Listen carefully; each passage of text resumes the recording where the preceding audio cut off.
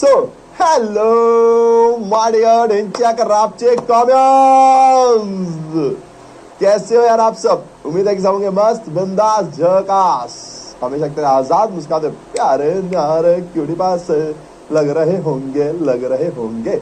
अंकित जी ने तो हाजिरी भी लगा दी, क्या बात है। हैशटैग कॉमेंट्स, चलो तो फिर मैं भी हाजिरी लगाता हूँ। चलो भैया सबसे पहले तो हाजिरी लगाते हैं हैशटैग कॉमेंट्स।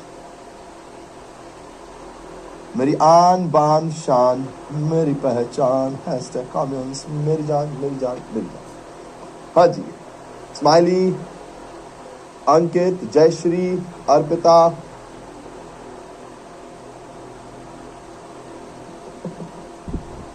रम्या, नाजिया, तृप्ति, सफ्ता। चलो अब स्टार्ट करते हैं। तो methods of goodwill and practice question part 1 ख्याति मूल्यांकन की विधि पहला हमने कर लिया, जिसमें हमने औसत आय विधि यानी एवरेज प्रॉफिट मेथड और वेटेड एवरेज प्रॉफिट मेथड निकाल लिया था ना। तानिया, मैं मस्त हूँ, उम्मीद है आप भी मस्त होंगे। अदनान, शफ्ता हो गया, आयशा, ठीक है जी। चलिए, प्रज्ञा, ऋतिका, दिल खुश, गर्मी बहुत, हाँ यार बहुत है यार, मेरे तो पसीने भी आ रहे हैं। चलिए स्टार्ट करेंगे ना। मास्टिक सारस, चलिए अब प्लीज स्टार्ट करते हैं ना। सो होमवर्क कहाँ डालते हैं, कमेंट में लिख देते हैं। आफ्टर द क्लास अगर आप कमेंट लिख दोगे तो मुझे होमवर्क मिल जाता है, और बहुत बच्चों ने होमवर्क किया है, मुझे बहुत अच्छा लगा, वेरी गुड। ख्याति मूल्यांकन विधि, बस आप लोगों को नजर ना लगे, बुरी बला से आपको बचा लिया जाए। चलिए जी, न्यू टी शर्ट लग रही है, हाँ यार बिहार की अपनी एक नई टी शर्ट है, हमारे लिए थोड़ी दिक्कत ये है। जय हिंद, जय कॉमर्स, जय बिहार, हैशटैग कॉमेंट्स यार। राइम भी बनाना जरूरी है भैया। हमारे लिए प्रॉब्लम ये है कि अब हर क्लास से निकल के अलग अलग टी शर्ट पहननी पड़ेगी, ठीक है। तो कभी कभी हो सकता है ये टी शर्ट आपको ना भी दिखे, अगर जल्दी वो हुआ तो। चलिए स्टार्ट कर रहे हैं ना। तो भैया कुछ होमवर्क से पहले उसको देख लीजिए। What should be the minimum number of person to form a partnership. ध्यान रखिएगा मिनिमम नंबर 2 है, परंतु जो इंटरनल बात है, जो कि आपको शायद बिहार बोर्ड में तो नहीं, सीयूटी में ध्यान रखना है कि पार्टनरशिप एक्ट जो है 1932 उसके अंदर है भैया जी 2, ठीक है। मिनिमम की गारंटी उसके अंदर बताई हुई है, लेकिन कंपनीज एक्ट 2013, ठीक है जी, और रूल 2014 का है ना। उसमें जो बताया हुआ है उसमें अभी आपके पास 100 है मैक्सिमम, लेकिन ये अभी आपको ध्यान नहीं रखना है, क्योंकि रूल्स जो 2014 के आए थे उसमें जो बताया हुआ है 50 मैक्सिमम, ये आपको फॉलो करना है, ठीक है जी, ये आपको फॉलो करना है, ठीक है जी। अब क्योंकि एक्ट तो 2013 ही है, तो एक्ट तो 2013 ही लगता है, और कई बार इसकी जगह पे लिखा होता है सेंट्रल गवर्नमेंट, ठीक है जी। तो ये भी आपको ध्यान रखना है ना, ओके जी। तो मिनिमम की गारंटी कहां दी हुई है, पार्टनरशिप एक्ट में, द इंडियन पार्टनरशिप एक्ट 1932 में। और मैक्सिमम की लिमिट कहां दी हुई है, कंपनीज एक्ट 2013, लेकिन 2013 में तो 100 तक की लिमिट है, पर 2014 में एक रूल आया, रूल 2014, एक्ट 2013 ही रहेगा, ठीक है जी। तो कंपनीज एक्ट तो 2013 ही रहेगा, लेकिन उसके रूल 2014 में, ठीक है जी, उसका सेक्शन भी है 464, है ना। तो वो पूरा लंबा सा है, तो अभी अपन सिर्फ शॉर्ट में समझ रहे हैं। तो उसमें बताया हुआ है मैक्सिमम 50, और यही हमारा अभी फिलहाल के लिए लिमिट है, ठीक है जी। सोनाली जी, ये सब होमवर्क के सवाल है, पोल में नहीं जाएंगे, है ना। ये होमवर्क के सवाल है यार, तो ये आपको घर से करके लाने थे, ठीक है। अगर होमवर्क का सवाल यहाँ पोल में जाएगा तो फिर तो दिक्कत हो जाएगा। Number of partners in a partnership firm में भी, तो number of partners in a partnership firm कितने हो सकते हैं, तो मैक्सिमम 2 नहीं, मिनिमम 10 नहीं, मैक्सिमम 100 नहीं, मैक्सिमम 50। अब किसी का ध्यान जाएगा भैया मैक्सिमम 2 ये भी तो है, अरे भैया देख लो ये मैक्सिमम है, तो ये रॉन्ग हो जाएगा, ठीक है जी, क्योंकि ये मैक्सिमम है तो ये रॉन्ग है। मिनिमम 2 होने चाहिए, मैक्सिमम 50 है, ठीक है जी, ध्यान रखेंगे।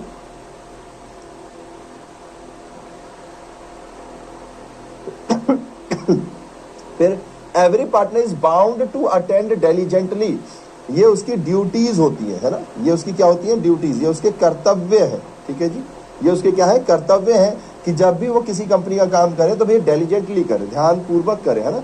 ऐसा ना हो कि कुछ भी करते करते कर दे। If a fixed amount withdrawn by a partner on first day of every month, first day, तो फर्स्ट डे के केस में 12 + 1 / 2 होता है, तो 13/2 यानी कि 6.5। तो ये हमारा आंसर हो जाएगा। 6.5 को ऐसे 6/आधा भी लिख सकते हैं ना, ये बचपन में सीखा होगा आप लोगों ने, 6.5। तो ये हमारा आंसर हो जाएगा। फिर fixed amount last day of every month होगा, तो 12 - 1/2 यानी कि 11 को 2 से काटेंगे तो 5.5। तो ये हमारा आंसर हो जाएगा। ये तो गड़बड़ हो गई। ओहो, ये लगता है यहीं का यहीं रिपीट कर दिया ना, first day of every month, last day of every month. ओहो, तो ये ना 5/2 होगा। ठीक है, तो ये गलती हो गई है। ठीक है, ये गलती से ये कहीं छाप दिया है। ठीक है जी, तो ये आंसर होगा, है ना, ध्यान रखेंगे यहाँ पर ये आंसर होगा। हाँ, गलती से ये 5 हो गया है, 6.5 नहीं, 5/आधा यानी 5.5। ठीक है जी, तो ये हो जाएगा क्योंकि लास्ट डे है तो 12 - 1 होता है। फिर fix amount middle of every month, तो इसमें 6 हो जाएगा, 12/2। ठीक है, बाकी तो amount of drawings into number of months into rate upon 100 तो रहता ही था। फिर जो एवरेज पीरियड का केस है उसमें ही इसका कैलकुलेशन हमें ध्यान देना है। ठीक है, नाउ कह रहे हैं in a partnership firm a partner withdraw 5,000 per month on first day. अच्छा जी, फर्स्ट डे को अगर ये 5,000 रुपये विड्रॉ करता है first day of every month. अच्छा, तो मंथ का फॉर्मूला लगाना है और 6% का ये है, तो 5,000 अमाउंट ऑफ ड्रॉइंग इंटू पूरे साल यानी 12 इंटू रेट कितना है 6/100, फिर इनटू, अब ये क्या है भैया जी, first day of every month. तो फर्स्ट डे मतलब 12 + 1 यानी 13, तो 13/2 इंटू 1/12। तो 12 से 12 कट जाएगा, इस 2 से ये कट के 3 हो जाएगा, ये 2 0 से ये 2 0 कट जाएंगे तो 13 और 3 39 और ये तो 195। तो ये हो गया भैया जी। ठीक है जी, ठीक है जी, 195 आ रहा है प्लीज। ठीक है, डन है, ओके जी। तो ये इसकी कैलकुलेशन है, तो ये हमारा आंसर हो जाएगा, है ना। 39 है तो 9 5 5 कैरी 4, ठीक है, 15 4 19। ठीक है, फिर ऑन 1 अप्रैल 2021 एक्स कैपिटल थी 2 lakh, on 1 October 2021 he introduce additional capital 1 lakh रुपए। अच्छा जी, तो यानी कि ये इंटरेस्ट ऑन कैपिटल निकालने वाली बात है कि ओपनिंग पे तो पूरे साल का, और इस पर जब वो इंट्रोड्यूस किया गया है तब का, तो 2 लाख के ऊपर तो पूरे साल का इंटरेस्ट कैलकुलेट हो जाएगा। तो 2 लाख इंटू 6% तो 6/100, तो ये तो हो जाएगा 2 0 से 2 0 कटा तो 12,000। परंतु भैया ये जो 1 लाख रुपए है इसको इंट्रोड्यूस किया गया था एडिशनल कैपिटल 1 अक्टूबर को, तो 1 अक्टूबर से गिनेंगे, तो 1 लाख के ऊपर 1 अक्टूबर से गिनेंगे यानी कि 6 महीने, तो 6/100 तो परसेंटेज है इंटू 6/12 हो जाएगा। क्यों? क्योंकि 1 अक्टूबर से 31 मार्च का यही होता है। तो इससे इसको काटेंगे 2 से इसको काटेंगे 3, 0 0 कट जाएगा, तो ये हो जाएगा 3,000। तो 12,000 प्लस 3,000 यानी कि 15,000 आपका आंसर हो जाएगा। ठीक है, तो ये तो बहुत सिंपल से सवाल है, ये सब होमवर्क के सवाल है। ठीक है जी, तो अगर आपने होमवर्क नहीं किया तो कान पकड़ लो भैया, है ना, कान पकड़ लो अपने। चलिए जी, for the firm interest on drawings, देखो इंटरेस्ट ऑन ड्रॉइंग्स फर्म के लिए पूछ रहा है, तो फर्म के लिए ये इनकम होती है। क्या होती है? इनकम। क्यों? क्योंकि भैया ड्रॉइंग्स का मतलब है पार्टनर फर्म में से पैसा लेकर जा रहा है, अगर लेकर जाएगा तो ब्याज चुकाएगा, तो इंटरेस्ट ऑन ड्रॉइंग हमारे लिए क्या हो गई भैया? इनकम हो गई। तो ये हमारा आंसर हो जाएगा। इनकम मतलब आय, हिंदी में आय बोलते हैं। चलिए जी, तो यहां तक का हमारा काम था, जो कि होमवर्क हमारा डन हो गया है। अब बारी आती है आगे चलने की। तो एक और होमवर्क का सवाल मैंने आपको दिया था, एवरेज प्रॉफिट निकालना, जिसका काफी लोगों ने आंसर 96 निकाला है। लेट मी चेक कि आपने सही निकाला है कि नहीं निकाला, है ना।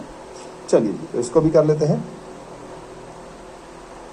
तो सॉल्यूशन कैसे होगा?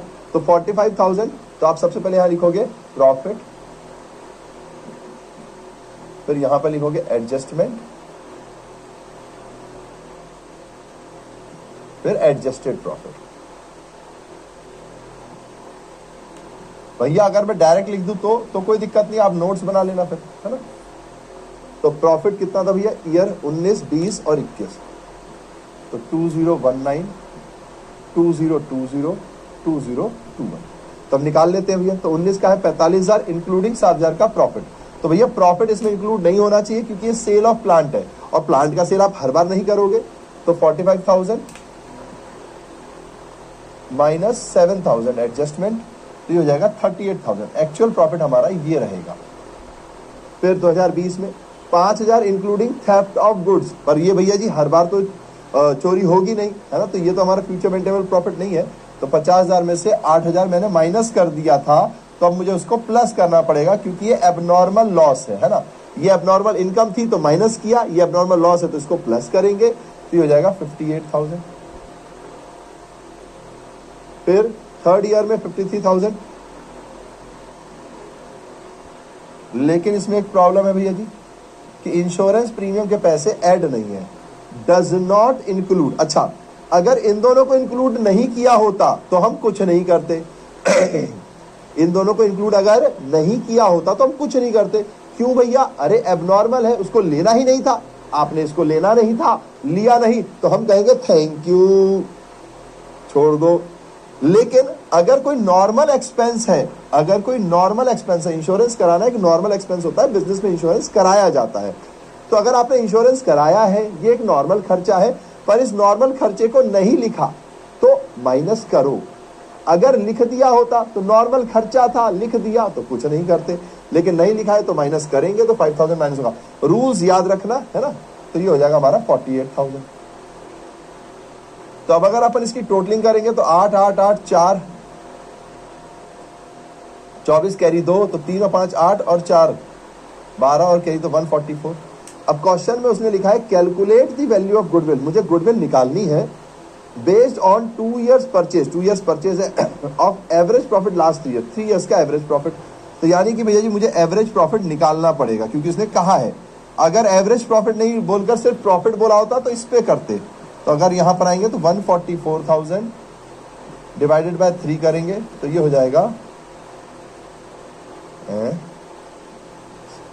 आप लोगों का अलग कैसे आ रहा था यार, कुछ गड़बड़ की है क्या मैंने? 3 और 5 8 और 4 12, इसको काटेंगे तो 3 4 जा 12, तो 4 फिर 2 25, अच्छा हाँ तो क्या 48,000, ठीक है, सही है। तो बहुत लोगों ने बिल्कुल सही निकाला। गुडविल का फॉर्मूला क्या था? Average profit into number of year purchase, तो 48,000 इंटू 2। आप लोग प्रॉपर फॉर्मूला लिखेंगे, ठीक है, ये होमवर्क का सवाल है तो मैंने इसको फटाफट कर दिया।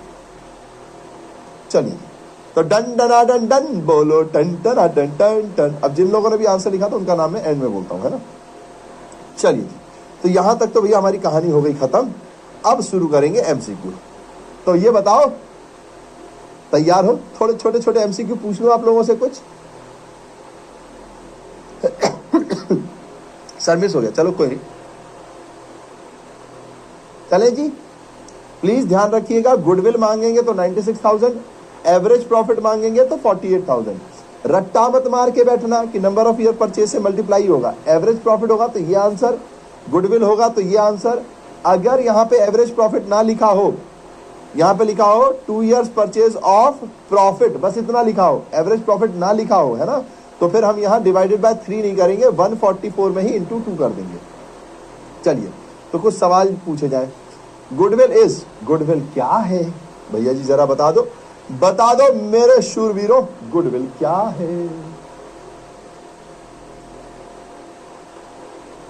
ठीक है, चलिए,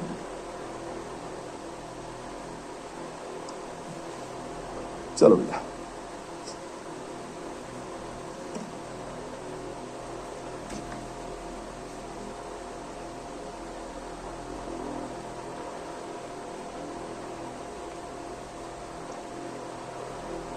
चलिए जी, तो इसका करेक्ट आंसर है एक इंटेंजिबल एसेट है, अमूर्त संपत्ति है ना। क्या संपत्ति है? अमूर्त संपत्ति। अच्छा, इसी से रिलेटेड एक और सवाल है, ये मुझे थोड़ा सा डाउट लगता है, ठीक है जी, डाउटफुल क्वेश्चन, ठीक है। अब जो आपकी बुक है एसबीपीडी, ये ऐसा कहा उस किताब के हिसाब से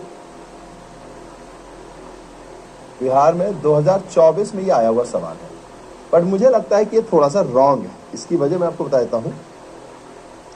एक्चुअली ये जो फिक्स्ड एसेट्स होता है ना, ये जो फिक्स्ड एसेट्स होते हैं, ये अब 2 प्रकार के होते हैं। मतलब इसको हम अपन बोलते हैं प्रॉपर्टी प्लांट एंड इक्विपमेंट, ठीक है। ये हम बाद में पढ़ेंगे, तो मैं भी आपको शॉर्ट में लिख दे रहा हूँ, इसमें ज्यादा सोचना मत, आगे चल के पढ़ेंगे। इसका नाम है प्रॉपर्टी प्लांट एंड इक्विपमेंट, और इसके अंदर 4 चीजें आती है, जिसमें से एक होता है इंटेंजिबल एसेट,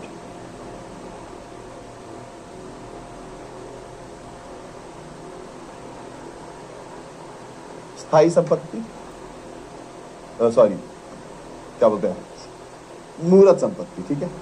और एक होता है इंटेंजिबल,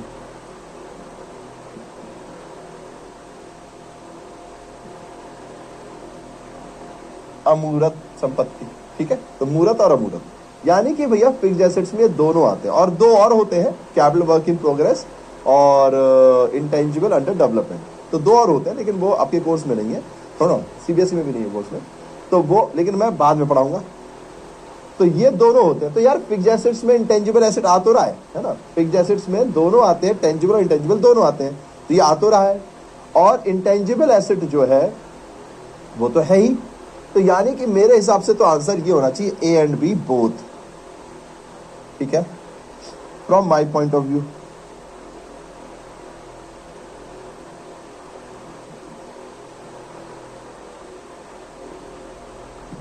क्यों?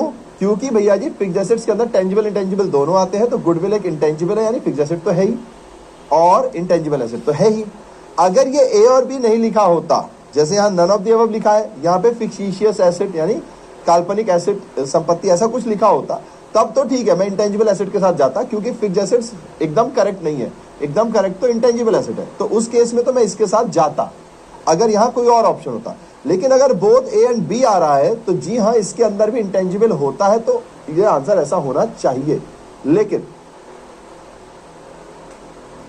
नहीं, पर फिक्स्ड एसेट्स के अंदर इंटेंजिबल तो होता ही है ना, ठीक है। लेकिन लेकिन लेकिन क्योंकि एमसीक्यू होता है, ठीक है जी, क्योंकि ये एमसीक्यू होता है, क्योंकि ये एमसीक्यू है, तो एमसीक्यू में परफेक्ट आंसर देना है, तो ये आपका आंसर है, ठीक है जी, एज पर बुक, ठीक है जी। तो अगर हम वैसे बात करें, अगर हम वैसे बात करेंगे कि भैया जी एग्जैक्टली आंसर सही कौन सा है, तब तो बिल्कुल सही बात है, इंटेंजिबल एसेट ही एग्जैक्टली सही आंसर है, बिल्कुल करेक्ट है। लेकिन अगर यहाँ पे बोथ ए एंड बी लिख दिया जाएगा, तो फिक्स्ड एसेट्स में भी इंटेंजिबल आता है। तो अगर मुझसे कोई पूछेगा गुडविल क्या फिक्स्ड एसेट नहीं है, तो है, क्योंकि इंटेंजिबल है ना, ठीक है। तो इसलिए मुझे लगता है थोड़ा सा डाउटफुल है, तो मैंने आपको बता दिया। एज पर बुक आपके पास आंसर ये है, और एज पर दुआ में ये करूंगा कि भाई ऐसे कंफ्यूजिंग सवाल आए ही नहीं। और अच्छी चीज ये है भैया जी, अच्छी चीज ये है कि भैया एक और पॉइंट है, बिहार बोर्ड में 100 एमसीक्यू आते हैं, जिसमें से 50 आपको करने हैं। तो अगर ऐसा कोई डाउटफुल क्वेश्चन आप देखो तो इग्नोर कर दो, क्योंकि आपके पास अच्छे खासे ऑप्शंस हैं, ठीक है। तो ये भी बात आप ध्यान रखना है ना, वरना अगर कोई ऐसे बोले कि नहीं लेकिन एकदम एग्जैक्ट तो गुडविल इंटेंजिबल ही होता है, तो हाँ जी यही सही आंसर है। लेकिन क्योंकि ये जो ऑप्शन दे दिया ना, ये थोड़ा गड़बड़ कर रहा है, ठीक है। तो मैं अगर यहाँ पॉइंट ऑफ व्यू ना भी डालूं, तो यहाँ पर इस पॉइंट पे डाउट लिख देता हूं मैं, है ना, डाउट, ठीक है जी। तो आई होप तो ये सवाल ना आए तो ज्यादा अच्छा, अगर आएगा तो आप छोड़ देना, क्योंकि कोई भरोसा नहीं है क्या आंसर टिक करे। Now the capacity of which nature of goodwill is low, सबसे कम कैपेसिटी ऑफ गुडविल किसके अंदर होती है? ये थ्योरी को पढ़ाते वक्त मैंने आपको बताया था। अच्छा, उसका आंसर क्या था? बी था, है ना। तो बी तो काफी लोगों ने टिक किया ही होगा, 86%, ठीक है। चलिए अब इसका आंसर जानना है, capacity of which nature of goodwill is low, किस टाइप की गुडविल की सबसे कम कैपेसिटी होती है? हाँ जी, मेरी तबीयत थोड़ी ठीक नहीं है, वो सर्दी जुकाम आ गया है, सर थोड़ा भरा हुआ सा भारी सा लग रहा है, लेकिन कोई नहीं, इतनी तबीयत खराब नहीं है कि छुट्टी करनी पड़े। कभी कभी टीचर की भी तबीयत खराब हो जाती है।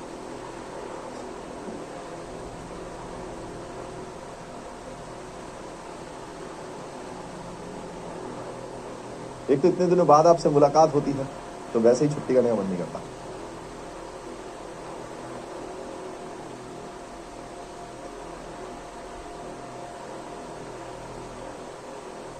क्या निक्को भैया ऊपर चला गया आपका मैसेज? चलिए, तो ध्यान रखिएगा, इसका करेक्ट आंसर है रेड। चूहे वाली जो गुडविल होती है वो कभी इधर चला मैं, उधर चला मैं, जा रे कहाँ, किधर चला मैं, किधर चला मैं। तो यानी कि भैया जी रेट जो है वो कभी इस बिल में घुसता है, कभी उस बिल में घुसता है, कभी किसी और बिल में घुसता है। तो भैया कभी इधर कभी उधर कभी इधर कभी उधर चलता रहता है, उसे खुद भी नहीं पता होता कि वो कब खाने की तलाश में किस बिल में घुस गया, है ना। तो ये ऐसी जो गुडविल होती है इसको सबसे लो इंटेंसिटी ऑफ गुडविल कहते हैं, क्योंकि ये किसी के साथ टिकी नहीं रही, ठीक है। तो ध्यान रखेंगे, है ना, चूहे वाली गुडविल।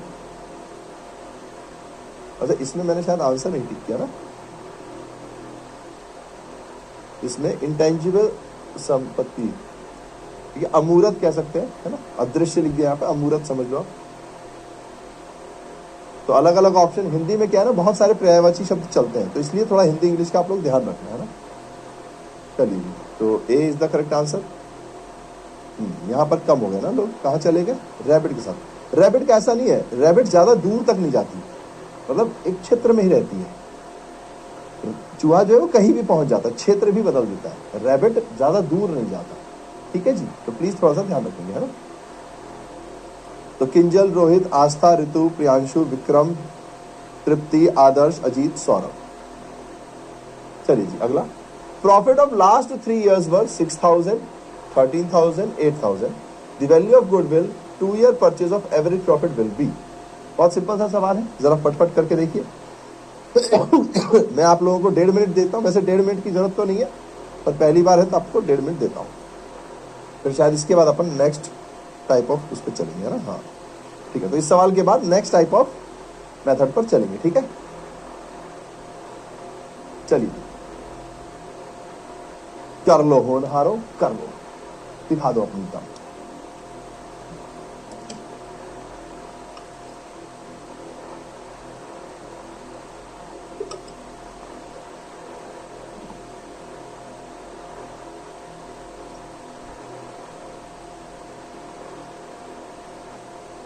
सर आप शादी में गए थे क्या? शादी में तो नहीं यार, हमारा रिजल्ट सेलिब्रेशन था, सीबीएसई बोर्ड में बहुत सारे बच्चे लोग खूब सारे मार्क्स लेकर आए, और मेरे लिए एज अ टीचर बहुत बड़ी बात है कि पिछले साल जो कॉमर्स वाला, मतलब जो टीम है हमारी सीबीएसई बोर्ड की, उसमें जिस बच्ची के सबसे ज़्यादा नंबर थे वो मेरी ही स्टूडेंट थी। इस साल भी, जबकि मैं इस साल लाइव बैच में नहीं था, मैं 3rd बैच में था लाइव, इस साल भी जिस बच्ची के सबसे ज़्यादा नंबर है वो हमारी स्टूडेंट है। तो ये भी एक लक है कि जब मैं फर्स्ट बैच में था तब भी टॉपर हमारी ही बच्ची थी, जब हम फर्स्ट बैच में लाइव नहीं थे, 3rd बैच में थे, तब भी टॉपर हमारी बच्ची। तो भगवान की दया है, और उम्मीद है कि अगली बार जब बिहार बोर्ड का रिजल्ट आए तो भाई साहब भौकाल मच जाए। आप लोगों से उम्मीदें हैं मुझे, आप में बहुत एनर्जी है ना। जैसे बैकएंड की टीम का भी जो रिस्पांस है बहुत अच्छा है। सर ने रिजल्ट, सर यार रिजल्ट में ना एक्चुअली क्या है, मैं डांसर हूँ नहीं, पर अब धीरे धीरे मैं भी सीख रहा हूँ डांस वांस करना, क्योंकि ये लोगों को पसंद है। तो ना मैं थोड़ा सा दिख जाता है कि मैं नौसिखिया डांसर हूँ, पर मुझे लगता है खुशी में ये नहीं देखना चाहिए कि डांस कैसा किया, ये देखना चाहिए कि कितने खुश हो गए डांस किया। तो हाँ, वो तो बहुत अच्छा लगा। सर मैंने 10 सेकंड में ही आंसर निकाल लिया, क्या बता रत्ती जी यार, अगर ऐसा सच है तो वेरी गुड।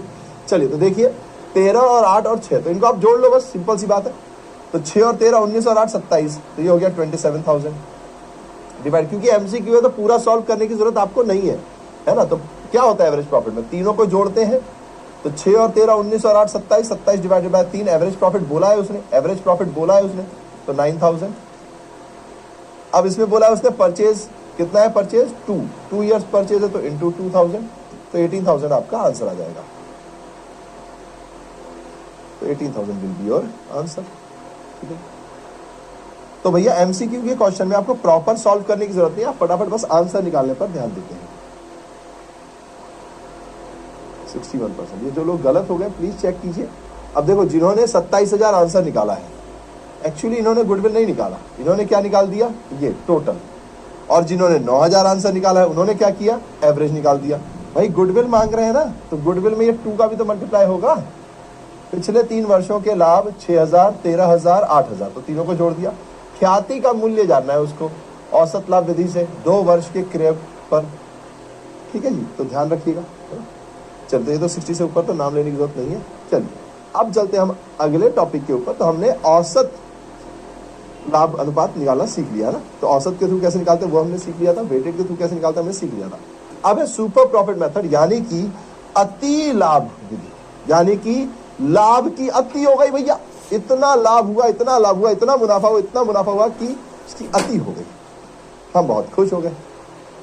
सर रो के आता हूं, क्यों रो के क्यों आने जा रहे हो भाई, रो मत। चलिए जी, तो ध्यान से देखिएगा प्लीज, यहां पर है ना सुपर प्रॉफिट मेथड।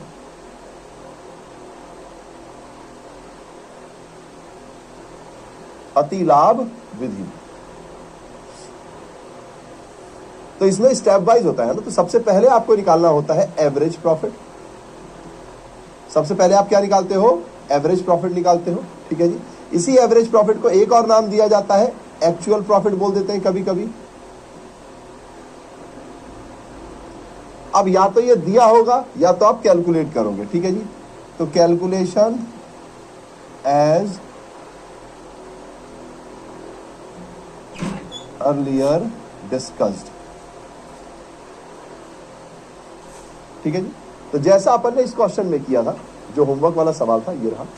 हमने क्या किया था, एडजस्टमेंट करने के बाद ये जो टोटल है ये आया था टोटल प्रॉफिट, उसको डिवाइडेड बाय 3 किया था, तो ये मेरा क्या आ गया था, एवरेज प्रॉफिट, है ना, एवरेज प्रॉफिट आ गया। तो सुपर प्रॉफिट मेथड में सबसे पहले आप क्या निकालोगे, एवरेज प्रॉफिट निकालोगे कि आपकी एवरेज प्रॉफिट क्या है, ठीक है जी। मैंने एवरेज प्रॉफिट निकाल लिया, ओके। और मोस्टली कई बार क्वेश्चन में गिवन भी होता है, अगर गिवन है तो ठीक है, अगर गिवन नहीं है तो अपन निकालना सीख चुके हैं, ओके। अब जो नया स्टेप है वो है second, calculation of normal profit, यानी कि आपके आसपास जितनी भी दुकान है वो नॉर्मली कितना प्रॉफिट कमाती है। तो इसका एक फॉर्मूला है, कैपिटल एम्प्लॉयड, कैपिटल एम्प्लॉयड। अब ये क्या होता है थोड़ी देर में बताऊंगा, अभी सिर्फ फॉर्मूला लिख लेते हैं ना, ये थोड़ी देर में समझाता हूं क्या होता है। तो capital employed into net rate of return, यानी कि जो आपको वापस मिलेगा, नेट रेट ऑफ रिटर्न, जिसको शॉर्ट में आप NRR भी बोल सकते हो, ठीक है जी। नेट रेट ऑफ रिटर्न या रेट ऑफ रिटर्न ऐसा लिखा होगा, ठीक है जी। तो आप क्या करोगे, डिवाइडेड बाय 100, ठीक है, ओके जी। तो अब मेरे पास एवरेज प्रॉफिट यहां से आ गया, नॉर्मल प्रॉफिट यहां से आ गया, तो थर्ड स्टेप होता है सुपर प्रॉफिट निकालने का। तो अब सुपर प्रॉफिट कैसे निकाला जाए, तो इसको शॉर्ट में बोल दूं, average profit minus normal profit, ठीक है जी। ये एवरेज प्रॉफिट बोल लो या एक्चुअल प्रॉफिट बोल लो, इसमें से इस नॉर्मल प्रॉफिट को माइनस करोगे तो आपका सुपर प्रॉफिट आ जाएगा। फिर चौथा भैया जी, चौथा है भैया जी आपके पास, क्या बोलते हैं उसे, गुडविल। अब गुडविल को कैसे कैलकुलेट करना है, तो जैसे पहले करते थे एवरेज प्रॉफिट में number of year purchase multiply करते थे, इस बार सुपर प्रॉफिट में कर देना। तो super profit into number of years purchase,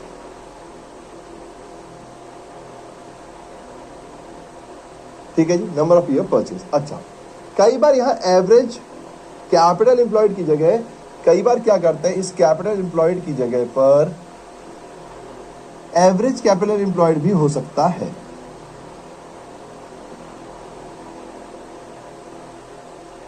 ये क्या बला है भैया जी, एवरेज कैपिटल एम्प्लॉयड क्या बला है। तो कई बार क्वेश्चन में ना ओपनिंग क्लोजिंग दिया होता है, तो अगर कभी आपको ओपनिंग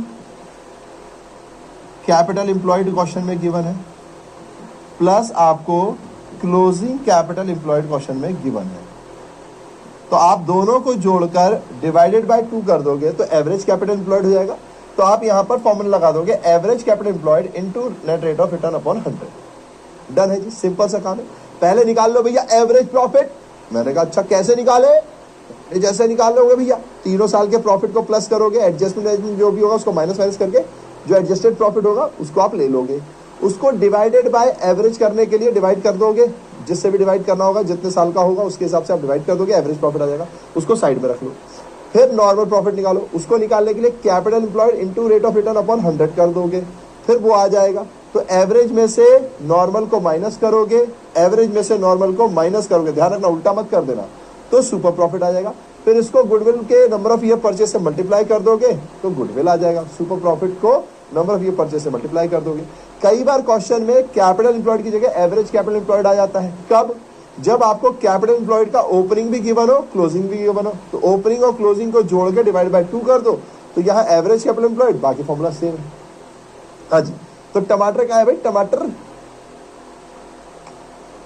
सर एक और क्वेश्चन करा देते, लीडर बोर्ड में आ जाती, 13 पढ़ो, चलो देखते हैं यार एंड में अगर मौका मिलेगा तो, है ना। चलिए, समझ गए जी, समझ गए जी, समझ गए जी। अब भैया ये ससुरा कैपिटल एम्प्लॉयड होता क्या है, ठीक है जी। चलिए है देखो एमसीक्यूज है भाई, एमसीक्यूज है, डोंट वरी, है ना, बीच में फिर से एमसीक्यूज आएंगे, चिंता मत कीजिए, आपकी मनोकामना पूर्ण होगी। आप निको भैया की क्लास में हो भाई। हाँ जी, चलिए अब कैपिटल एम्प्लॉयड क्या होता है, जैसे नाम से समझ में आ रहा है, पूंजी जो एम्प्लॉय के लिए लगाती है, तो बस वही कैपिटल एम्प्लॉयड होता है। कैपिटल एम्प्लॉयड का मतलब है नियोजित पूंजी, वह पूंजी जिसको आपने योजना पूर्वक कहीं पर लगा दिया है। जैसे कि आपके पास पूंजी आई, आपने फिक्स्ड एसेट्स खरीद लिए, आपके पास पूंजी आई, आपने करंट एसेट्स बना लिए, तो इस तरीके की चीजों को अपन कैपिटल एम्प्लॉयड बोलते हैं। मतलब कि वो कैपिटल जो एम्प्लॉयड हो गई। Capital employed refers to net tangible asset employed in the business, वो सारे टेंजिबल एसेट्स नेट जो आपने बिजनेस में एम्प्लॉय कर रखे हैं। Normal profit earn is computed on capital employed based on normal rate of return on capital employed. और अगर आपको नॉर्मल प्रॉफिट निकालना है तो उसके लिए कैपिटल एम्प्लॉयड निकालना जरूरी होता है, क्योंकि उसी के बेस पर आपको नॉर्मल प्रॉफिट मिलता है, ठीक है जी। हिंदी में देख लीजिए, नियोजित पूंजी व्यवसाय में नियोजित शुद्ध मूर्त परिसंपत्तियों को संदर्भित करती है। अर्जित सामान्य लाभ की गणना नियोजित पूंजी के प्रतिफल के सामान्य दर के आधार पर नियोजित पूंजी पर की जाती है, यानी कि नियोजित पूंजी इंटू सामान्य दर अपॉन 100 करके आप निकालते हो। अच्छा, अब ये जो कैपिटल एम्प्लॉयड निकालने का तरीका है, इसके दो तरीके हैं। कैपिटल एम्प्लॉयड निकालने का फॉर्मूला है, क्या है फॉर्मूला। देखो इसमें फॉर्मूला तो बहुत अलग अलग टाइप का है, मैं आपको एक बेसिक फॉर्मूला सिखा देता हूं, उससे आपका सारा काम बन जाएगा, कहीं माथा पच्ची की चक्कर ही नहीं पड़ेगी। तो अगर आपको 11वीं क्लास याद आ रही होगी, तो 11वीं क्लास में होती थी बैलेंस शीट। अपन यहां लिख देते हैं भैया जी बैलेंस शीट। यहां पर आता था, अगर आपको याद हो तो, कैपिटल, है ना, जो भी सिंगल पर्सन का था। यहाँ पार्टनर है तो 2-3 कैपिटल हो सकता है ना। और जो भी रिजर्व होते हैं, है ना, जो भी रिजर्व होते हैं, कैपिटल प्लस रिजर्व आता है। फिर आ जाता है नॉन करेंट लायबिलिटी और करेंट लायबिलिटी, है ना, लंबे समय वाली लायबिलिटी और छोटे समय वाली लायबिलिटी। फिर आपके पास आता है नॉन करंट एसेट्स, यानी ऐसे एसेट्स जो लंबे समय के लिए इस्तेमाल करोगे आप, जिसमें फिक्स्ड एसेट्स, टेंजिबल, इंटेंजिबल सब इसी में आता है, लैंड, बिल्डिंग, है ना, कैमरा, कंप्यूटर, ये सब। और करंट एसेट्स, ठीक है जी। ये 5 हेडिंग आपको ध्यान रखनी है, इससे आपका काम बन जाएगा। अब देखिए, कैपिटल एम्प्लॉयड निकालने के 2 तरीके होते हैं। पहला तरीका है लायबिलिटी साइड अप्रोच।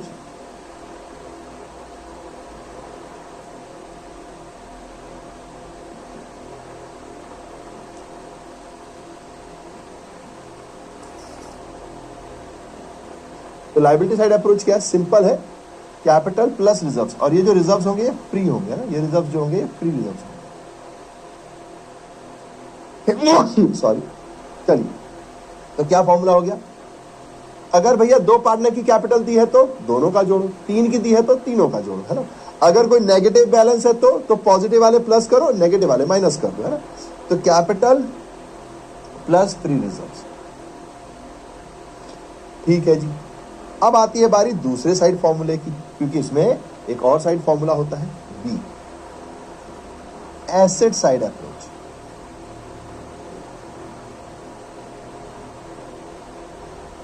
अगर आप एसेट साइड अप्रोच की बात करेंगे तो अब देखो क्या बच गया भैया जी, क्या बच गया, तो भैया ये दोनों और ये दोनों बच गया। तो ये देखो, इन दोनों को आप जोड़ो, इन दोनों को क्या करो, जोड़ो, ठीक है जी, और इन दोनों को भी जोड़ो, और आपस में इनको माइनस कर दो, तो जो भी आएगा वो कैपिटल एम्प्लॉयड हो जाएगा। आई बात समझ में, कि यानी जो आपका नॉन करंट एसेट दिया उसे लो, जो आपका करंट एसेट दिया उसे लो, इन दोनों को जोड़ लो, फिर नॉन करंट लायबिलिटी और करंट लायबिलिटी जो है इन दोनों को जोड़ के इसमें से माइनस कर दो, ठीक है जी। अच्छा भैया, अगर नेगेटिव हो गया तो ऐसा नहीं हो सकता कि इन दोनों का जोड़ इन दोनों से कम हो ही नहीं सकता, क्योंकि बैलेंस शीट हमेशा बराबर आती है, और अगर आपने इसको हटा दिया तो इनकी वैल्यू हमेशा ही ज्यादा आएगी। तो इन दोनों को जोड़कर इसमें से माइनस कर दोगे तो आपके पास आ जाएगा। तो इसी को बोलते हैं अपन, देखिएगा, non current assets plus current assets minus non current liability minus current liability. ठीक है, आप ऐसे कर सकते हो। अब ये जो नॉन करंट लायबिलिटी और करंट लायबिलिटी होती है, इसको बोलते हैं आउटसाइडर लायबिलिटी। क्या बोलते हैं? Outsiders liability. याद है आप लोगों को 11वीं क्लास में एक चीज पढ़ते हैं अपन, internal liability, external liability. Internal यानी जो ओनर की है, तो जैसे कैपिटल रिजर्व्स क्या है? ओनर के हैं, तो ये इंटरनल हो गई और ये दोनों एक्सटर्नल हो गए। तो कई किताबों में आपको फॉर्मूला मिल सकता है non current assets plus current assets minus outside liability. तो आउटसाइडर लायबिलिटी का मतलब यही होता है। प्लीज एक बार जरा यहां तक टमाटर ले आए कि यहां तक अगर बात क्लियर है तो बहुत इंपॉर्टेंट बात लिखवाने जा रहा हूं जिसको भूलना मत है भैया, नहीं भूलेंगे। होता यह है कि बच्चा भूल जाता है। क्यों भूल जाता है? क्योंकि जो बात मैं अभी लिखवाने वाला हूं वो अकाउंटिंग रेशियो के चैप्टर में भी आएगी। अब रेशियो है बहुत दूर तो बच्चा भूल जाता है। ठीक है, तो इसलिए आपको कुछ चीजें ध्यान रखनी है। कौन सा कलर इस्तेमाल करें?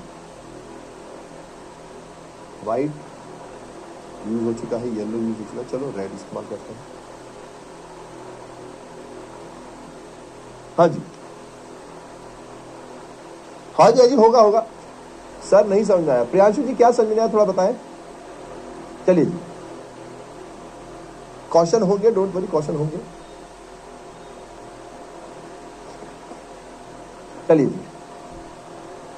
सर 10 है मेरा। अच्छा, नहीं टोमेटो में ब्लॉक नहीं हो रहा यार। अगर अच्छा एक बार और समझाता हूँ। रुकिए, पहले जरा इसको कर लें। कई बार क्या होता है ना, थ्योरी क्वेश्चन करके समझ में भी आती है, तो अपन क्वेश्चन भी करेंगे तो समझ में आएगा। बस थोड़ा सा भी ध्यान दीजिएगा, जो इंपॉर्टेंट पॉइंट लिखवा रहा हूं। ये फॉर्मूला इसी चैप्टर तक रहेगा।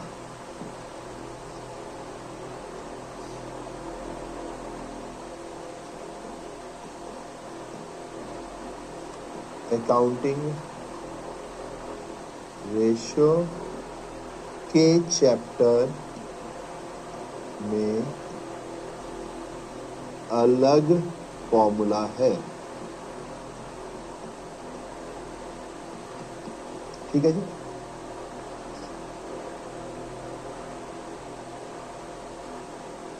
ठीक है।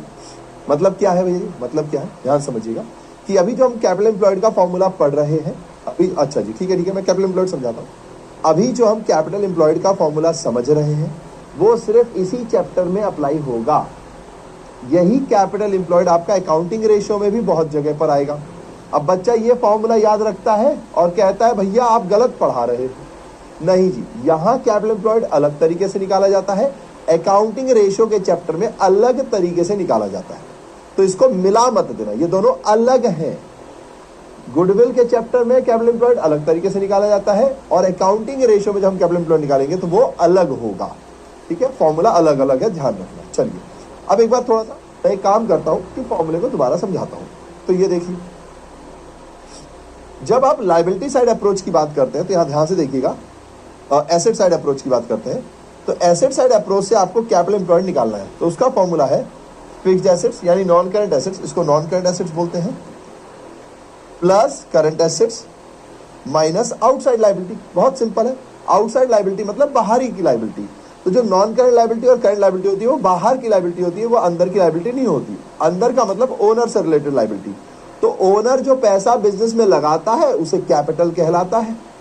तो कैपिटल जो है वो इंटरनल लायबिलिटी है क्योंकि वो ओनर की लायबिलिटी है। जो भी रिजर्व्स है वो किसके हैं? ओनर के हैं, तो उसकी लायबिलिटी हुई।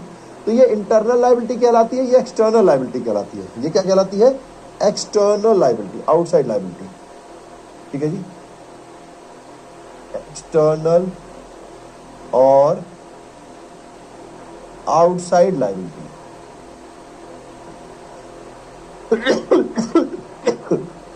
ठीक है जी,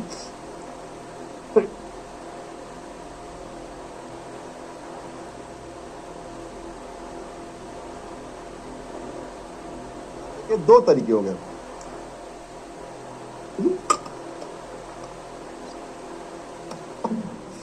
एक तरीका है सिर्फ इसको ले लो, कैपिटल प्लस रिजर्व। एक तरीका क्या है, इन दोनों को जोड़ो और इसको इसमें से माइनस कर दो। किंजल जी टोटल एसेट्स माइनस लायबिलिटी बोलना गलत हो जाएगा। लायबिलिटी में ध्यान रखना ये आउटसाइड लायबिलिटी है, ठीक है जी, ओके। हाँ, कई बार क्या होता है एग्जाम में क्वेश्चन इस तरीके से आता है कि एसेट्स और लायबिलिटी दी होती है तो हम उसको ही माइनस करके निकाल लेते हैं। चलिए जी, अब ये बस आपको इतना ध्यान रखना है कि आपके पास दो तरीके से आप कैपिटल एम्प्लॉयड निकाल सकते हो। अब होता क्या है, कई बार क्वेश्चन ना लिख देगा पार्टनर की कैपिटल 1 लाख, फ्री रिजर्व 2,000 रुपए, 20,000 रुपए, तो यानी कैपिटल एम्प्लॉयड कितनी हो गई 1,20,000 रुपए। कई बार क्वेश्चन आपको ये नहीं देगा, ये दोनों दे देगा, ये दे देगा, इसमें आपको इसको माइनस करना पड़ेगा, ठीक है ना, तब आपकी कैपिटल एम्प्लॉयड निकलेगी। यानी क्वेश्चन कभी कभी कैपिटल लायबिलिटी साइड से आपको कैपिटल एम्प्लॉयड निकलवा देता है, कई बार एसेट साइड अप्रोच से आपको कैपिटल एम्प्लॉयड निकालता है। तो दोनों अप्रोचेस आपको पता होने चाहिए। अच्छा, अब इस चैप्टर में तो कैपिटल एम्प्लॉयड वर्ड ही यूज किया गया है, परंतु मैं थोड़ा सा एक्स्ट्रा नॉलेज दे रहा हूं, कंफ्यूज मत होइएगा। इसी कैपिटल एम्प्लॉयड को नेट एसेट भी बोलते हैं, इसी कैपिटल एम्प्लॉयड को नेट एसेट भी बोलते हैं। अगर ये याद ना रहे तो कोई बात नहीं, आगे चल के याद करा लेंगे अपन, है ना। अगर याद रह जाए तो अच्छी बात है, नहीं तो कोई बात नहीं। इसी कैपिटल एम्प्लॉयड को हम नेट एसेट्स भी बोलते हैं। डर है जी, डर है जी, डर है जी। आइए कुछ क्वेश्चंस करते हैं तो समझ में भी आ जाएगा। चलिए जी, तो कैपिटल एम्प्लॉयड में एसेट साइड अप्रोच क्या है, fixed assets plus current assets minus outside liability. ऐसे ही आपकी लायबिलिटी साइड अप्रोच होती है। तो लायबिलिटी साइड अप्रोच में क्या होगा भैया जी, कैपिटल एम्प्लॉयड निकालने का formula capital plus pre reserves, ठीक है। अब हिंदी में देख लीजिए, नियोजित पूंजी व्यवसाय में नियोजित शुद्ध मूर्त परिसंपत्तियों को संदर्भित करती है। अर्जित सामान्य लाभ की गणना नियोजित पूंजी पर प्रतिफल की सामान्य दर के आधार पर नियोजित पूंजी पर की जाती है। परिसंपत्ति पक्ष यानी कि एसेट साइड अप्रोच, उसके हिसाब से नियोजित पूंजी कैसे निकलती है, निश्चित परिसंपत्तियां प्लस वर्तमान परिसंपत्तियां माइनस बाहरी देनदारियां, है ना। फिर लायबिलिटी साइड अप्रोच में क्या होता है, पूंजी प्लस स्वतंत्र संचलित कोष। फिर नोट, इन्वेस्टमेंट में हमेशा ध्यान रखना, investment as taken as non trade investment unless specifically given as trade investment. यानी क्वेश्चन में अगर कभी इन्वेस्टमेंट लिखा हुआ है, है ना, बैलेंस शीट के अंदर आपको लिखा हुआ है इन्वेस्टमेंट, अब ये कैसे पता चलेगा भैया ये इन्वेस्टमेंट नॉन ट्रेड है कि ट्रेड है। तो अगर ये सिर्फ इन्वेस्टमेंट लिखा हुआ है तो इसको हमेशा आप क्या मानोगे, नॉन ट्रेड मानोगे। अगर ट्रेड इन्वेस्टमेंट होगा तो उस पर लिखा होगा ट्रेड इन्वेस्टमेंट के लिए, उस बैलेंस शीट के अंदर लिखा होगा ट्रेड इन्वेस्टमेंट।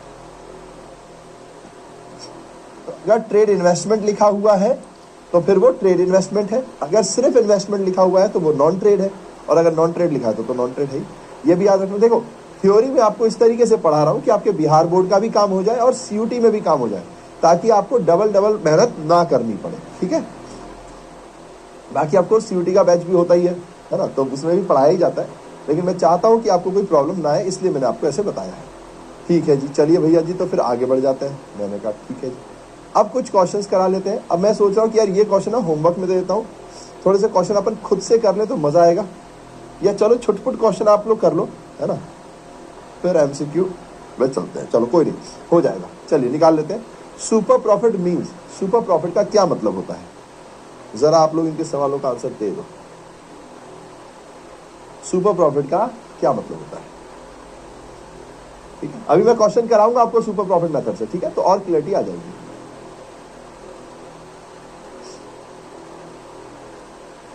हाँ जी,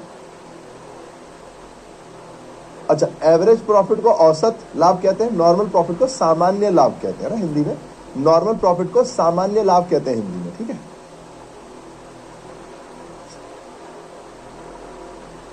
लिख भी देता हूं मैं अभी, इस क्वेश्चन के बाद लिख भी देता हूं, वरना कई लोगों को हिंदी नहीं पता होगी तो दिक्कत आई। वैसे तो आप लोग थोड़ी बहुत समझते होंगे, तो नॉर्मल मतलब सामान्य हो गया।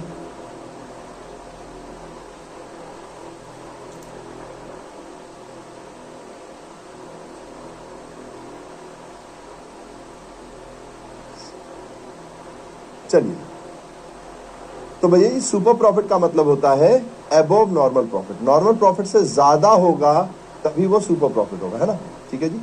Average profit above normal profit, normal profit से जितना ज्यादा होगा उतना सुपर प्रॉफिट होगा, है ना, ठीक है जी। अगर नॉर्मल प्रॉफिट ज्यादा होगा तो क्या होगा, वो तो फिर आपके लिए घाटे की बात है ना, तो एवरेज प्रॉफिट नॉर्मल प्रॉफिट से जितना ज्यादा हो, तो ये आपका आंसर हो जाएगा। B is the answer, 66%। ठीक है, प्लीज ध्यान रखिएगा, है ना। सामान्य लाभ लेस देन नॉर्मल प्रॉफिट का मतलब होता है नॉर्मल प्रॉफिट से कम। अगर नॉर्मल प्रॉफिट से कम होगा फिर तो आपके लिए सही नहीं है। ठीक है, no, which of the following is not a method of goodwill valuation. ठीक है, गुडविल वैल्यूएशन का इसमें से कौन सा मेथड नहीं है। ये हो सकता है आपको मैंने कैपिटलाइजेशन मेथड नहीं कराया तो शायद आपको ना बने, तो मैं खुद ही टिक कर दे रहा हूँ रिवैल्यूएशन मेथड। इसका आंसर है रिवैल्यूएशन मेथड। ऐसी कोई मेथड नहीं है ना। रिवैल्यूएशन अकाउंट होता है, कोई विधि नहीं होती, पुनः मूल्यांकन विधि। चलिए, when there is no goodwill, अगर किताबों में कोई गुडविल नहीं है और कोई गुडविल रेज करता है तो डेबिट क्या होगा। अच्छा, अब ये भी ध्यान दीजिएगा, एज पर AS 26, ये भी मैं आपसे नहीं करवा सकता। एज पर AS 26 goodwill can not be raised. ठीक है जी, गुडविल रेज्ड नहीं हो सकती है। ठीक है जी, बट इफ रेज्ड, वैसे तो गुडविल रेज्ड नहीं हो सकती, अगर होगी तो डेबिट साइड पर क्या जाएगा भैया, गुडविल ही जाएगा। गुडविल एक इंटेंजिबल एसेट है। ठीक है जी, गुडविल क्या है, इंटेंजिबल एसेट है, और एसेट जब भी बढ़े तो डेबिट करें, एसेट्स और एक्सपेंस बढ़े तो डेबिट करें, घटे तो क्रेडिट करें। तो अगर कभी आंसर आता है तो आप लिखोगे गुडविल, लेकिन ध्यान रखना ये रेज नहीं हो सकती। एक्चुअली जब ये रेज होती थी ना, जब लोग फर्जी तरीके से सेल्फ जनरेटेड गुडविल बनाते हैं तो एंट्री करते हैं गुडविल अकाउंट डेबिट। अब भाई गुडविल को कहीं खरीदा तो गया नहीं है, किसी को कुछ देकर तो लिया नहीं गया, तो क्रेडिट किसको करे भाई, बड़ी कंफ्यूजन रहती है, क्रेडिट किसको करे। तो क्रेडिट होता है टू पार्टनर्स कैपिटल अकाउंट। ठीक है जी, और ये एक फर्जी तरीका है गुडविल को अपनी बुक्स में दिखाने का, है ना, ऐसा माना जाता था पहले। तो इसीलिए भैया जी ये रेज होती थी तो ऐसे एंट्री होती थी, goodwill account debit to partners capital account. तो पार्टनर्स कैपिटल अकाउंट क्या होता था, क्रेडिट होता था। लेकिन जब से AS 26 है उसमें कहा गया है कि आपको गुडविल रेज नहीं करनी। अगर आपने रेज कर रखी है तो उसे राइट ऑफ करोगे। हम कल की क्लासेस को सीखेंगे। ठीक है, कल की क्लासेस को सीखेंगे, तो ध्यान रखिएगा। गुडविल वैसे तो रेज होनी नहीं चाहिए, बट क्योंकि अब ये क्वेश्चन बन गया है तो गुडविल जब रेज होगी तो गुडविल डेबिट होगी और पार्टनर्स कैपिटल अकाउंट क्रेडिट होगा। ठीक है, तो ये आपको मैंने बता दिया। चलिए, if goodwill of the firm is 1,08,000, it was valued 4 year purchase. अरे ये तो अभी आप कर नहीं पाओगे, रुक जाओ, इसको थोड़ा पलट देते हैं, इसको हटा ही देते हैं क्योंकि अभी आपके लेवल का सवाल नहीं है। चलिए, ये वाला सवाल करके दिखाइए, बड़ा मजेदार सवाल है, इसमें मुझे पूरी उम्मीद है आप लोग कंफ्यूज होंगे।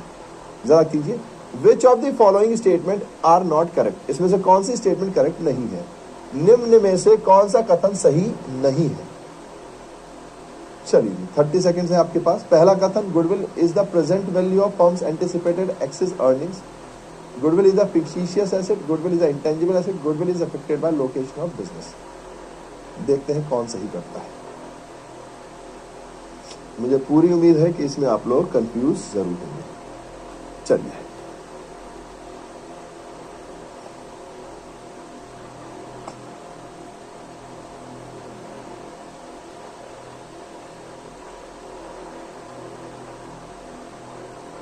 इसमें कुछ ऊपर नीचे हो गए तो अरे यार ये तो प्रॉब्लम हो जाएगी।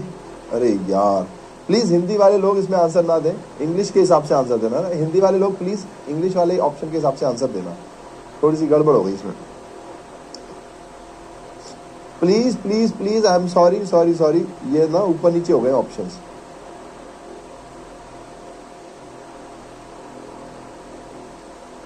इंग्लिश में जो ऑप्शंस है उसके हिसाब से आंसर देना है। चलिए, तो ध्यान दीजिएगा, इसने कहा विच इज नॉट करेक्ट, तो इसमें से कौन सी बात सही नहीं है। तो goodwill is a fictitious asset, ये काल्पनिक एसेट है, ये बात सही नहीं है, बाकी सब बातें सही है। तो ओनली 2। अगर किसी ने, हिंदी वाले बच्चों ने, किसी ने ये किया होगा तो आप बिल्कुल सही है, प्लीज घबराइएगा मत, क्योंकि अब मुझे एक ही आंसर चूज करना है तो गड़बड़ हो रही है। ठीक है, चलिए तो मैं क्या कर सकता हूँ, मैं सी ही चूज कर रहा हूँ। लेकिन आप लोग ध्यान रखें, अगर आपने इस हिंदी वालों ने बी चूज किया है तो बिल्कुल सही है आपका आंसर है बोथ 1 and 3। हाँ, तो देखो कहाँ फंसे आप लोग। Goodwill is an intangible asset, ये तो सही लाइन है ना। इसने क्या पूछा था, which of the following statement are not correct, कौन सी चीज नहीं है सही। और मैं आपको बताता हूं, नॉट करेक्ट में बहुत बच्चे फंसते हैं, नॉट करेक्ट के केस में बहुत बच्चे फंसते हैं। वो आपसे पूछता है कौन सी बात सही नहीं है, और हमारे दिमाग में वो बातें जो सही है वही आती रहती हैं। इसको कहते हैं कॉमन नोन सिंड्रोम, यानी कि जिन चीजों को आप जानते हो बस वही आंसर आपके दिमाग में याद रहते हैं। अगर उनसे अलग कोई चीज पूछ ली जाए तो भी आपके दिमाग में वही आंसर आते हैं जो आप पहले से जानते हैं। यह है कॉमन नोन सिंड्रोम। गुडविल एक फिक्टिशियस एसेट नहीं है, और इसने बोला है, तो नॉट करेक्ट में ये आएगा। बाकी ये बात सही है कि गुडविल लोकेशन से इफेक्ट करती है, गुडविल एक इंटेंजिबल एसेट है, और गुडविल का मतलब ये है कि आज की वैल्यू आप निकाल रहे हो जो फ्यूचर में आप अर्न कर सकते हो, और आज उसकी वैल्यू निकाल रहे हो। तो बाकी तीनों बातें सही है, ठीक है जी। तो आप लोग अपनी गलती का ध्यान रखेंगे। जिन्होंने सही किया है, स्नेहा, अंकित, शिवानी, आस्था, निखिलेश, मैस्टिक, रविझा, रौनक, अंकिता, तरुण। चलिए ठीक है। अब excess of actual profit over the normal profit, अगर एक्चुअल प्रॉफिट नॉर्मल प्रॉफिट से ज्यादा है तो हम सबको पता है इसको अपन सुपर प्रॉफिट कहते हैं, है ना, सुपर प्रॉफिट कहते हैं, ठीक है जी। अच्छा, कभी यहाँ एक्चुअल प्रॉफिट लिखा होगा, कभी एवरेज प्रॉफिट लिखा होगा, तो कंफ्यूज मत होना, है ना। अधिलाभ। चलिए, the monetary value of reputation of business is called, monetary value reputation of business को हम गुडविल कहते हैं। सब सिंपल सिंपल है ना, तो इसलिए मैं आपको सिंपल सिंपल ही ले जा रहा हूँ, ठीक है। ये सब सिंपल इसलिए मैंने खुद ही करा दिया आपको। Now popular method for calculating goodwill are, तो इसमें ये तीनों ही है ना। कैपिटलाइजेशन मेथड अपन कल कर लेंगे क्योंकि अभी अपने पास टाइम नहीं है। तो इनमें से सभी, ठीक है, तो सारे ही पॉपुलर मेथड है। आप एवरेज प्रॉफिट भी निकाल सकते हैं, यानी औसत लाभ विधि, अति लाभ विधि भी निकाल सकते हो आप, या पूंजीवाद विधि भी आप कर सकते हो। Super profit it stands for, super profit कैसे निकालना है, क्या करना है, चलिए जरा ये देखते हैं आप इसमें से किसका आंसर देते हो। हालांकि ये है तो सिंपल, अधिलाभ कैसे निकाला जाता है, सिंपल सा सवाल है। देखते हैं इसमें आप लोग समझ पाते हैं कि नहीं।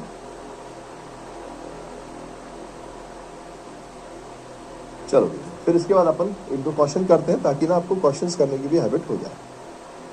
हाँ ठीक है, आ जाए।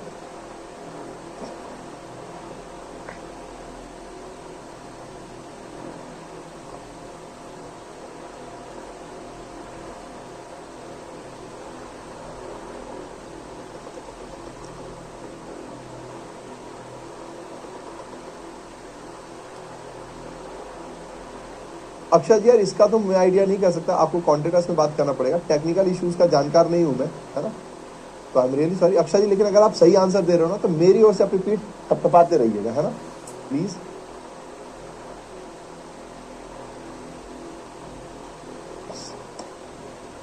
चलिए, तो जाहिर सी बात है, बहुत सिंपल सी बात है, सुपर प्रॉफिट कब आता है, जब एवरेज प्रॉफिट में से नॉर्मल प्रॉफिट को माइनस किया जाता है।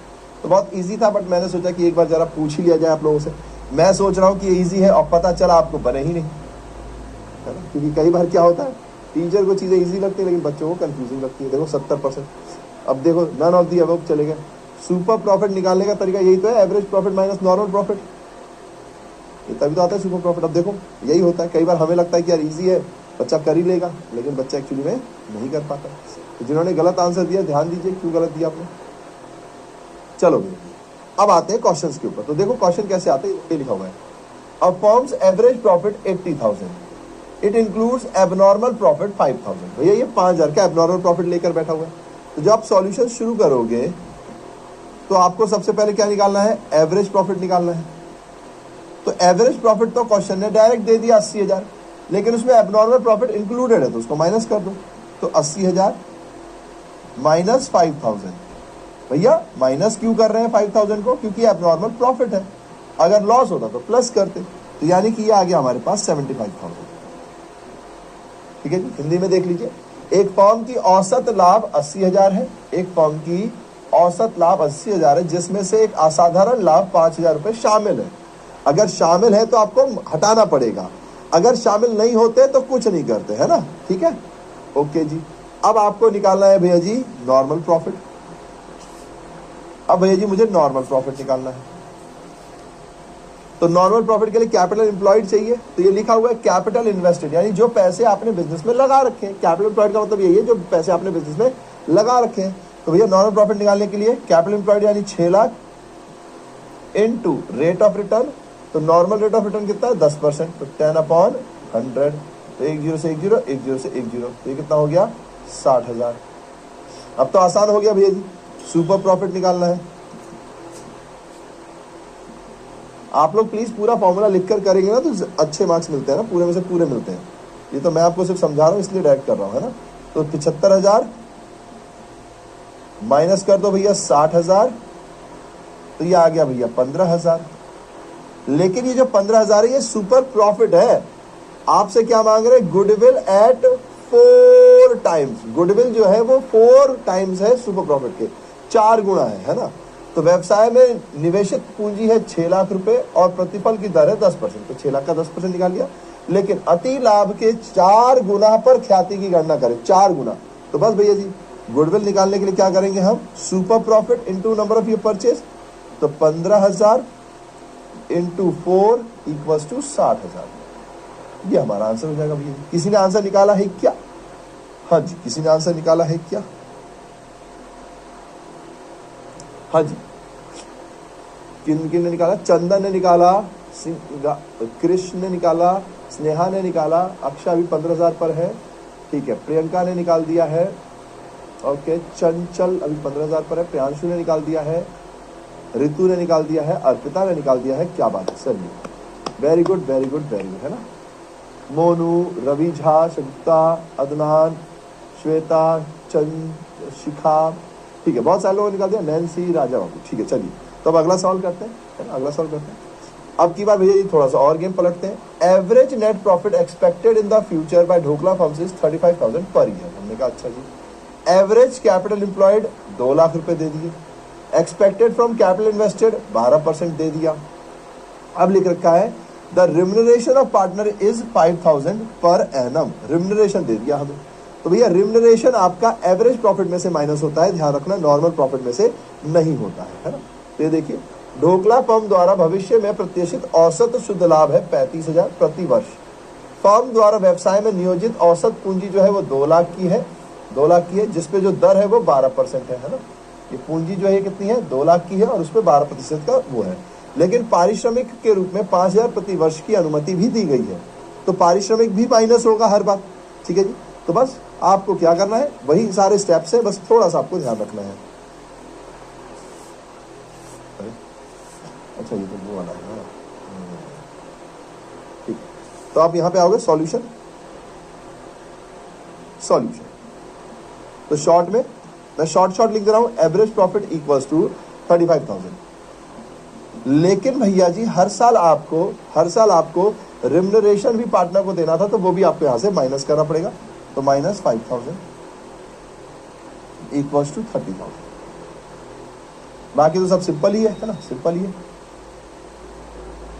फिर आ जाएगा आपके पास normal profit equals to 2 lakh का 12%, तो 12/100, तो 20 से 20, तो ये आ गया 24,000। तो भैया जी बड़ी आसानी से हमारे पास सुपर प्रॉफिट आ गया 30,000 माइनस 24,000 इक्वल्स टू 6,000। अच्छा 2 ईयर परचेज बोल दिया है इन्होंने, तो गुडविल निकालने के लिए 6,000 इंटू 2 इक्वल्स टू 12,000। लो भैया जी लो, ये हमारा आंसर हो गया जी, ठीक है।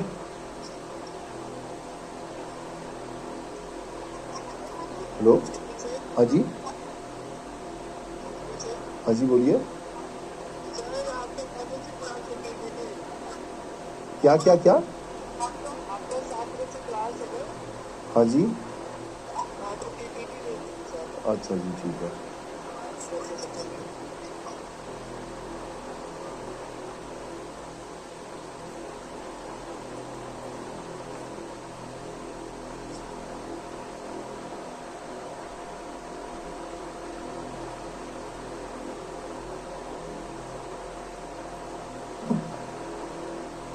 चलिए जी, आगे बढ़ा जाए।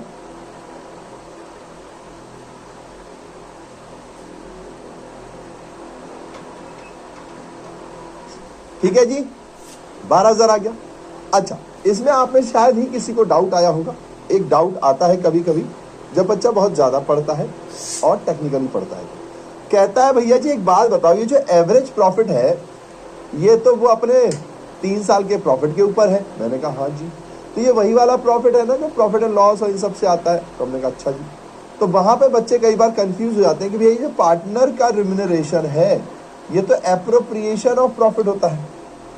पार्टनर का रिम्यूनरेशन जो है ये तो एप्रोप्रिएशन ऑफ प्रॉफिट होता है, तो प्रॉफिट होने के बाद बांटा जाता है। तो अगर प्रॉफिट ना हो तो इसको नहीं भी बांटा जाता है। तो आप इसको क्यों माइनस कर रहे हो? तो ध्यान रखिएगा, आपको यहाँ पर इस चैप्टर के अंदर अगर पार्टनर का रिम्यूनरेशन या सैलरी या कुछ है तो आपको माइनस करना है उसे एवरेज प्रॉफिट में से। ठीक है, क्योंकि यहाँ पर ये एवरेज प्रॉफिट ऐसा माना जा रहा है कि पार्टनर की सैलरी वैलरी सबको देने के बाद का ही है। तो ये पॉइंट आपको याद रखना है, कंफ्यूज नहीं होना है ना। तो बाकी तो अपन ने कर लिया। तो ये इंग्लिश में हो या हिंदी में हो, एवरेज प्रॉफिट यानी औसत लाभ, नॉर्मल प्रॉफिट यानी कि क्या होता है नॉर्मल लाभ जो होता है, सामान्य लाभ कह सकते हैं इसको अपन, सुपर प्रॉफिट अति लाभ है, और गुडविल यानी ख्याति है। तो आराम से सब कर सकते हो। चलिए जी, अब ये रिपीट हो गया क्या सवाल? अच्छा, ये तो करवा ही चुके हैं अपन। हाँ जी, तो अपना काम खत्म। ठीक है जी, और कोई क्वेश्चन होमवर्क में तो मैंने दिया नहीं है फिलहाल, है ना? नहीं दिया ना। एक क्वेश्चन आपको अलग से करवाना है, वो कल करवाएंगे। अच्छा, एक बड़ा सा सवाल है ना, ये बड़ा सा सवाल आप पढ़कर आइएगा। अगर आपसे बन जाए तो अच्छी बात है, अगर ना बने तो मैं कल इसको अच्छे से कराऊंगा, है ना। ये होमवर्क में जरूर जा रहा है, लेकिन ऐसा नहीं है कि मैं फटाफट कराऊंगा, मैं आराम से कराऊंगा। एक बड़ा सवाल भी हमको जरूर कर लेना है, ताकि अगर इस चैप्टर से कोई बड़ा सा सवाल आ जाए तो आपको उसको भी करने की आदत होनी चाहिए। ठीक है जी, तो हम एक बड़ा सा सवाल कर लेंगे जिसमें लगभग सारे पॉइंट्स कवर हो जाएंगे, तो कोई दिक्कत की बात नहीं आएगी। ठीक है, ठीक है जी। चलिए, तो ये एक बड़ा सा सवाल हो गया। तो ये आपका होमवर्क है। और कुछ जो हमारा पुराना चैप्टर चल रहा है, ये कैपिटलाइजेशन मेथड यानी पूंजीवाद विधि, तो अपन कल करेंगे अब। चलिए, तो कुछ क्वेश्चंस हैं। अपना टाइम हो गया है तो मुझे ये होमवर्क नहीं देना पड़ेगा। ये आपका होमवर्क है, ये आपका होमवर्क है, और ये भी आपका होमवर्क। तो ये 3 आपके होमवर्क्स हैं, है ना? तो इनको कर लीजिएगा।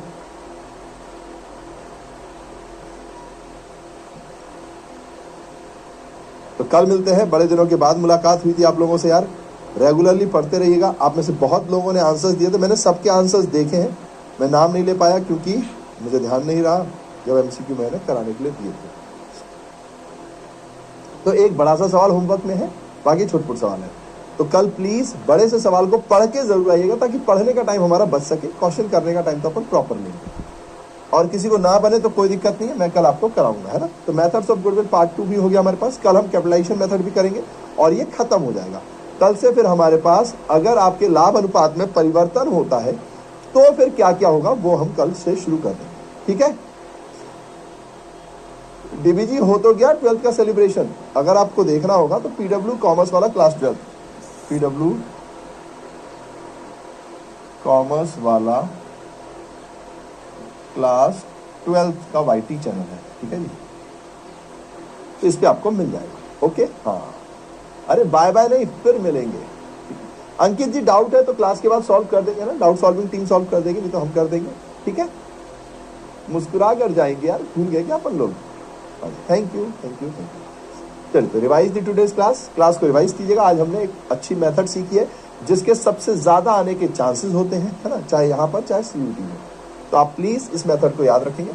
कल हम इसकी आखिरी मेथड भी कर लेंगे। हालांकि जो आखिरी मेथड है वो बहुत आसान है, क्योंकि हमने जो 2 मेथड कर ली उसी को बेस लेकर है, तो कुछ नया नहीं सीखेंगे, बस करने का तरीका बदलेगा। हाँ जी, फिर मिलेंगे। वही ना, मुस्कुराते हुए जाइए और फिर मिले हमके लिखते हुए जाइए। बाय बाय तो सब अंग्रेजों की तरह। Let's see you tomorrow. Yes, so thank you मेरे प्यारे कॉमेंट्स, थैंक यू। एंड एक प्यारा सा मोटो है, have a smile, spread smile, because smile is the biggest gift which you can give to anybody. तो मुस्कुराओ ना यार, मुस्कुराहट को फैलाओ ना यार, इस तरीके से जीवन जियो कि जीते जीते मजा आने लगे। तो फिर मिलेंगे किसी और लेक्चर में, तब तक के लिए टाटा।